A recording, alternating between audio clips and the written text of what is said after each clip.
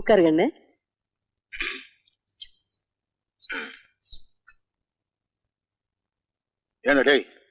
என்னடா அது துணி? சென்ட் வியாபாரி மாதிரி உலகத்துல எவனா இப்படி ஒரு கலர்ல துணி போடுவானா? சும்மா இருங்க. 1000 பேர் இருக்கிற திருவிழா கூட்டத்துல நம்ம ராசுக்குட்டி போனா கூட அவன் போட்டிருக்க துணியை வச்சே பளிச்சுன்னு அடையாளம் கண்டுபிடிச்சிடலாம். அந்த அளவுக்கு யாருமே போடாத ஒரு நேரத்துல துணி போட்டிருக்கான். அத மெச்சு 2 வார்த்தை பேசுவீங்களா? சும்மா அவனை கரிச்சு கொட்டிக்கிட்டு. அவன் ரசனைக்கு மேல ஓ ரசனை. கருமம் கருமம். நீ சாப்பிடு கண்ணு.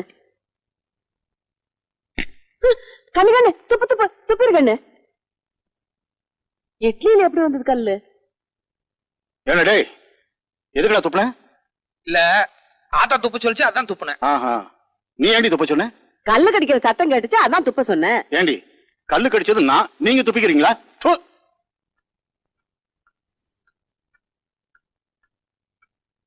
என்ன கண்ணு பொறப்புல? அப்ப எதுவுமே குடுக்கல. என்னடா கொடுக்க சொல்ற? இத்தனை நாள் நான் உனக்கு கொடுத்து கெடுத்தது போதும். இனிமே நான் உனக்கு ஒண்ணுமே கொடுக்க மாட்டேன். ஆட 4 நாளைக்கு ஒரு தடவை என் பிள்ளைகிட்ட வம்பல் காட்டி உங்களுக்கு தூக்கமே வராதாக்கும். ஏண்டி எப்பவும் என்கிட்ட எகிரிக்கிட்டு இருக்கியே? ஊதாரித்தனமா ஊரை சுத்திக்கிட்டு இருக்கான். இவனை ஒரு தடவை கண்டிச்சிருப்பியா நீ? என்னத்த என் பிள்ளை ஊதாரித்தனமா சுத்துறாங்கிறீங்க? அவன் என்ன குடிச்சிட்டு கூத்தியால வச்சுட்டு திரியிறான். இந்த காலத்துல பொட்டுக்காணி நிலம் வச்சிருக்கவன் போடுற போடு சொல்றதுக்கு இல்ல. என் பையன் பொட்டாட்டம் போறான், பொட்டாட்டம் வர. எல்லாம் சரிடி, அவனுக்குன்னு ஒரு பொறுப்பு வேண்டாம்? கல்யாணம் காட்சின்னு ஒண்ணு நடந்துச்சுன்னா எல்லா பொறுப்பு தன்னால வந்துரும். கூடுங்க. பொட்டி சாவி தொலைஞ்சு போச்சு. இல்லடி எடுத்து ரெடியா வச்சிருக்கீங்க. அப்புறம் எனக்கு பிள்ளை கிட்ட மல்லு கட்டுறீங்க. இந்த கண்ணு கூலிங் கிளாஸ போட்டுக்க கண்ணு. என் கண்ணே பட்டுடும் போல இருக்கு. இது பாரு கண்ணு, வெய்ய காலம் ஊருக்குள்ள அங்கங்க அம்மா போட்டிருக்குது. ரொம்ப நேரம் சுத்திக்கிட்டு இருக்காம நேரத்தோட வீட்டுக்கு வந்துரு. என்ன ஏன்டா செம்புலி எங்கடா போயிருந்த இவ்வளவு நேரம்? வர வழியில மணியக்காரர் புடிச்சுட்டாராத்தா? ஆமா, நேத்து வந்து மணியக்காரர் குய்யோ மணியான்னு கத்திட்டு போறாரு. அவர் வீட்டு நாயை நீ கடிச்சிட்டியாம? ஏன்டா? அது என்ன கடிச்சது, அதனால நானும் திருப்பி கடிச்சு வச்சேன். சரி சரி, இந்தா இதுல சாத்துக்குடி சூசு, தக்காளி சூசு, பழமெல்லாம் வச்சிருக்கேன். 1/2 மணி நேரத்துக்கு ஒரு தடவை ஏதாவது எடுத்து குடுத்துக்கிட்டே இருக்கணும். நீ வாயில போட்டுக்காத. இல்ல போ.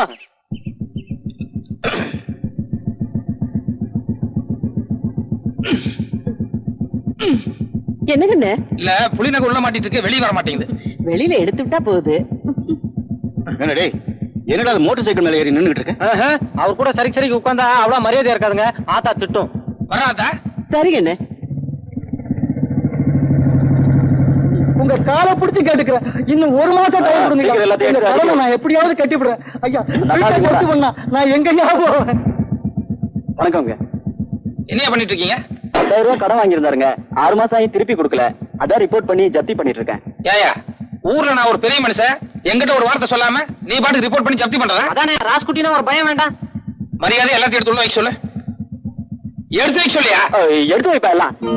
ராஸ்குட்டி 10,000 ரூபாய். ராஸ்குட்டி நான் சொன்னேன்னு சொல்லி எங்க ஐயங்கிட்ட போய் 10,000 ரூபாய் பணம் வாங்கிக்கோ. ராசுகுட்டி நீங்க மகராசா இருப்பீங்க.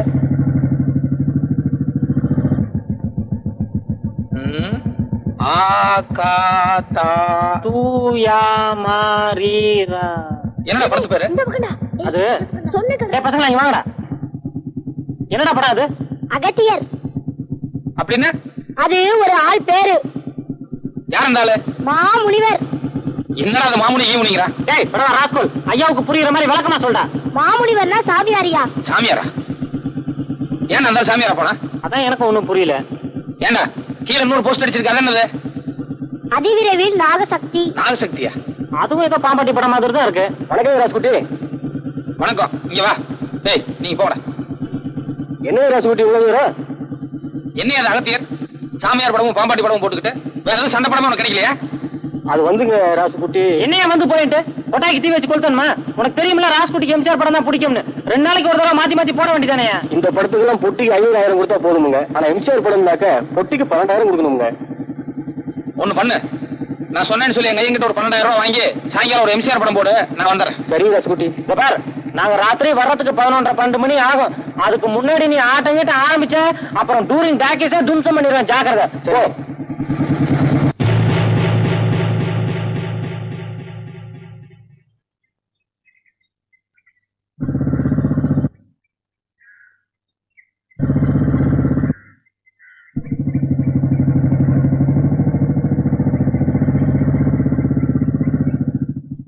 வணக்கம் ராசுகுட்டி. வணக்கம் ராசுகுட்டி. வணக்கம் வணக்கம்.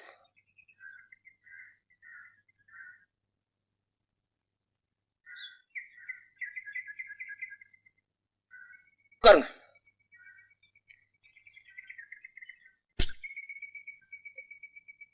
ஏன்னு இவ்வளவு நேரம் தூங்கிட்டீங்களா? ஆமாங்க.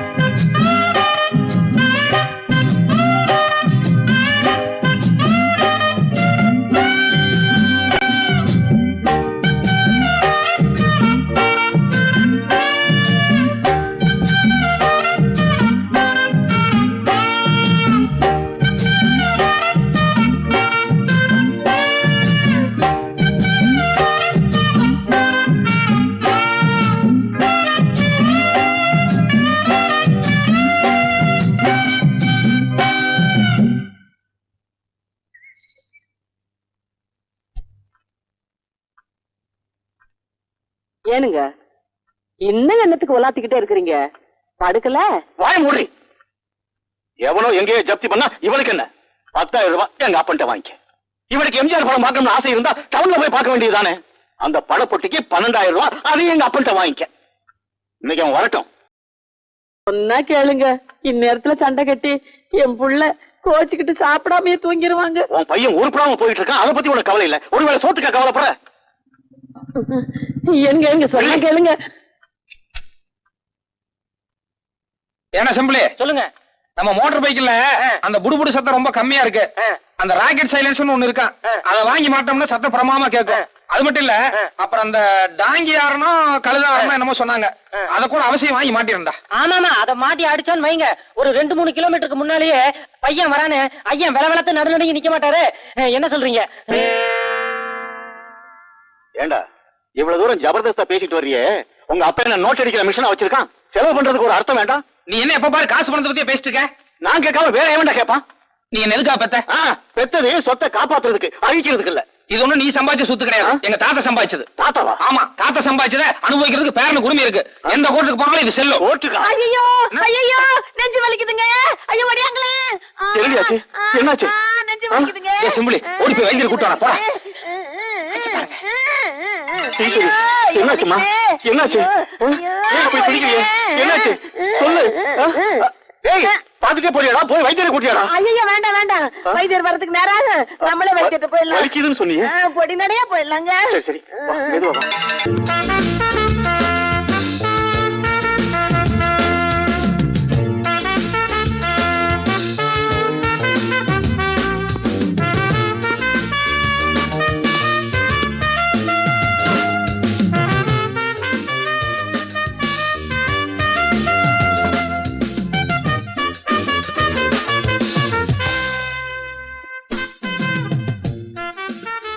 ரெடியா?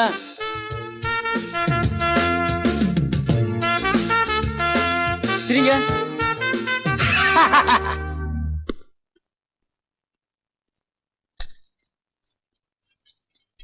மாமூலா போடுற மாதிரி பெரிய சைஸ் தானுங்க. ஆமா, நாளைக்கு சாயங்காலம் டவுனுக்கு வர வேலை இருக்கு. வரும்போது கடைக்கு வர்றேன். போட்டோ ரெடியா இருக்கணும்.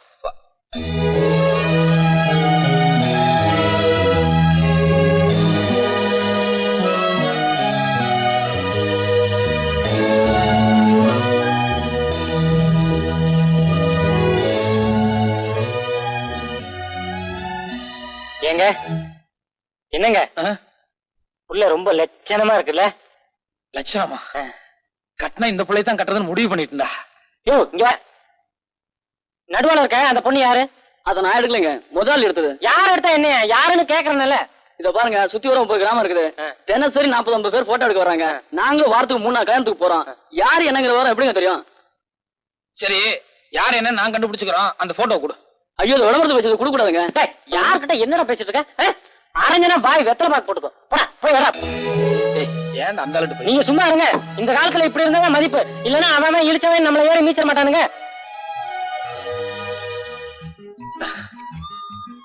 ஒரு 500 ரூபாய் பணமாவது கொடுங்களேன். 500 என்னையா? 1000 வேணாலும் தர்றேன். டேய் செம்பு, ஏங்க எனக்கு இந்த பொண்ணு ரொம்ப பிடிச்சிருக்குங்க. இந்த போட்டோவையும் கையோட வாங்கி போயிட்டான்னு வைங்க, யார் என்னன்னு கண்டுபிடிச்சிடலாம். கல்யாண செலவு 1000 இல்ல? யோ, அது அயல்நாட்டு பொண்ணியா? தெரியும், பொள்ளாச்சி தாண்டி தானே. அதையும் தாண்டியா? சரி வேண்டாம் விடு. ஏன் இந்த போட்டோ ஒரே தூசும் தும்பமா இருக்க? அதெல்லாம் தொடச்சு அழகா வைக்கிறது இல்லையா? இங்க என்ன ஒரே மண்ணா இருக்கு? ஓ அதுல இருக்கா? சரி, அதுவும் நல்லதா இருக்கு, பரவாயில்ல விடு. ஏன்னா சிம்பிளி, பக்கத்துல பஸ் ஸ்டாண்ட் இருக்கு. அங்க நிறைய டிரைவர் கண்டக்டர் எல்லாம் இருக்காங்க. அவங்க கிட்ட போய் யாராவது இந்த பொண்ணை எந்த ஊர்லயாவது பாத்துருக்காங்கன்னு சொல்லி விசாரிச்சு வரையா? நல்லா இருக்க. இத்த சோட தூக்கிட்டு போய் எத்தனை டிரைவர் கிட்ட எத்தனை கண்டக்டர் கிட்ட கேக்குறது? பாக்குறவன் பைத்தியக்காரன் நினைக்க மாட்டான். இப்பவே உன்னை பார்த்தா அப்படித்தாண்டா இருக்கு. அது சரி. நான் இப்ப எப்படியாவது அட்ரஸ் கண்டுபிடிச்சா நம்ம என்ன பண்றது? நம்மளை பொறுத்த வரைக்கும் அட்ரஸ் கண்டுபிடிக்கிறது பெரிய விஷயம் கிடையாது. ஆனா இந்த பிள்ளைக்கு கல்யாணம் இருந்தா என்ன பண்றது?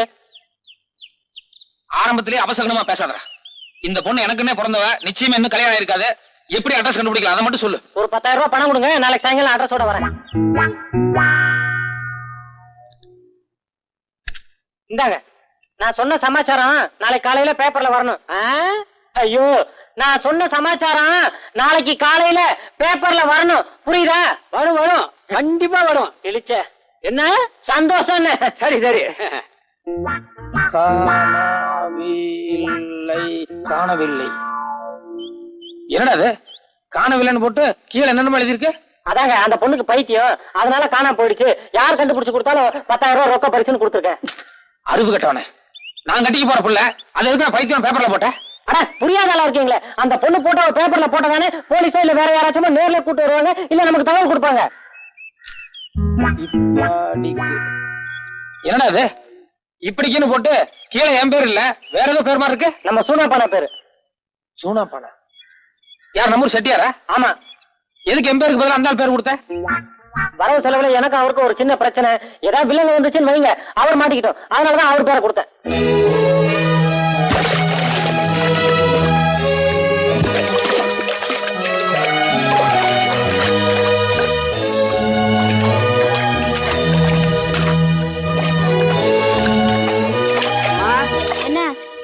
நம்ம தோட்டத்தாளுங்கெல்லாம் வார கூலிக்காக காத்துட்டு இருக்காங்கம்மா. நீங்க வந்தீங்களா கொஞ்சம் சௌகரியமா இருக்கும். என்னம்மா இது? எப்பவுமே நாத்து நடுறதுக்கு மாமன் கூலி 25 ரூபா தானே? 10 பேர் நாத்து நட்டுருக்கீங்க. அப்படி பார்த்தா 6 நாளைக்கு 7 ஏக்கர்ல நட்டுருக்கணும். ஆனா நீங்க 6 ஏக்கர் தானே நட்டுருக்கீங்க. இல்லம்மா, 10 பேர் நடதா இருந்தா ஒரு நாளைக்கு 1 ஏக்கர் தானே கணக்கு. யார்கிட்ட கணக்கு சொல்றீங்க? என்கிட்டயா? நான் என்ன படிச்சிருக்கேன் தெரியுமா? பிஎஸ்சி அக்ரி, விவசாய படிப்பு. இத்தனை நாள் எங்க அப்பா வேணா ஏமாத்திட்டு இருந்துக்கலாமே தவிர இனிமே பண்ணையம் பார்க்க போறது நான்.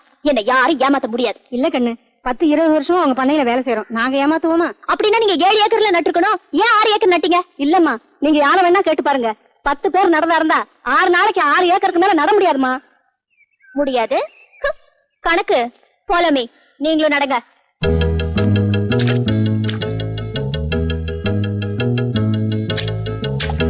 யோ, அந்த நாத்த கொண்டாயா. கணக்கு, அந்த ஸ்டாப் வாட்ச் எடுங்க.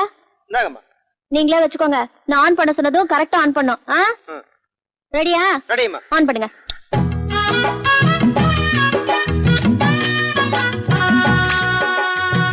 என்ன இப்படி நாத்து ஆடுறாங்க? படிச்சது அந்த லட்சணத்துலதான் இருக்கும். கணக்கு அந்த வாட்ச் ஸ்டாப் பண்ண கொண்டாயா. 4 நிமிஷம். 4 நிமிஷத்துக்கு ஒரு கத்தைன்னா ஒரு நாளைக்கு 8 மணி நேரத்துக்கு 120 கத்தை ஆகுது. That means 120 into 6 for 10 members equal. 6 நாளைக்கு 7 ஏக்கர் தாராளமா நடலாம். நடலாம். அதுலயும் அம்மா நடுற அழகு இருக்கு. அந்த அழகு இங்க இருக்க வேற யாருக்காவது வருமா என்ன? அம்மா இன்னொரு கத்தை எடுங்கம்மா, பாத்துக்கிட்டே இருக்கலாம் போல இருக்கு. நீ சும்மா இருக்கியா? ஏமா ஒரு கத்தையை நட்டுட்டு அதை வச்சு கணக்கு போடுறீங்களே. நானெல்லாம் வெயில்ல வேலை செய்யறோம். கொஞ்சம் அசதியா இருக்குன்னு நிழலுக்கு ஒதுக்க மாட்டோமா? கால்ல முள்ளுகள் குத்திடுச்சுன்னா அதை எடுத்துட்டு தான் வேலை செய்யறோம். சில சமயம் பூச்சி புழு கடிச்சிருது இல்லையா? அதையெல்லாம் எந்த கணக்குலமா சேர்க்கறது? இத பாருங்க, நான் விவசாயத்துக்கு படிச்சவ. இந்த கணக்கெல்லாம் சொல்லி என்ன ஏமாத்த முடியாது. பேப்பர்ல உன் போட்டோவை போட்டு உன்னை பத்தி முக்கியமான நியூஸ் வந்திருக்கு. பேப்பர்ல என் போட்டோ எப்படி? கரெக்ட். போன வாரம் ஊசி போட்டு புடலங்காயை நீளமாக வளர்ப்பது எப்படி அப்படின்னு ஒரு ஆராய்ச்சி கூட்டரை எழுதி அமைச்சிருந்தேன். அது அநேகமா அவங்களுக்கு ரொம்ப பிடிச்சிருக்குன்னு நினைக்கிறேன். அத பாராட்டி பரிசு கொடுக்கறது சம்பந்தமா ஏதாவது எழுதிருப்பாங்க. அதான் எல்லாரும் கவனமா கேட்டுக்கோங்க. படுறி. நிஜமாவா? ஆமாண்டி, படிடுங்கிற. காணவில்லை. காணவில்லையா? என்ன புடலங்காயா? இல்லடி, உன் போட்டோவை போட்டு நீ காணாம போயிட்டன்னு நியூஸ் வந்திருக்கு. படிக்கிறேன் கேளு.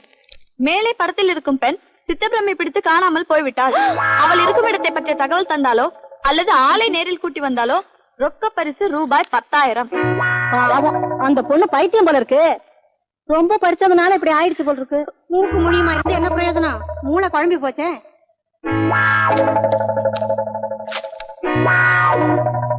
இப்படிக்கு சூனாப்பானா நெருஞ்சிப்பேட்டை.